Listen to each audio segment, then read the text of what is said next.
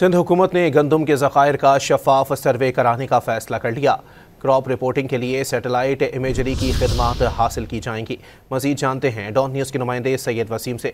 वसीम, बताइएगा सिंध हुकूमत की जानिब से क्या फैसला किया गया है?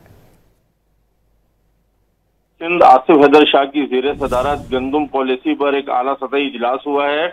इजलास में सिंध हुकूमत ने गंदम के ज़खायर का शफाफ सर्वे कराने और क्रॉप रिपोर्टिंग के लिए सैटेलाइट इमेजरी की खिदमत हासिल करने का फैसला कर लिया है। इजलास में वज़ीर आला सिंध के मुआविन खुसूसी और जो सेक्रेटरी ज़राअत समेत आला हुकाम शरीक हुए हैं। इजलास में गंदम के ज़खायर, सालाना खपत और क्रॉप रिपोर्टिंग पर तफसीली ब्रीफिंग दी गई है। सिंध फूड डिपार्टमेंट के पास 1.3 मिलियन मेट्रिक टन गंदम के ज़खायर मौजूद हैं।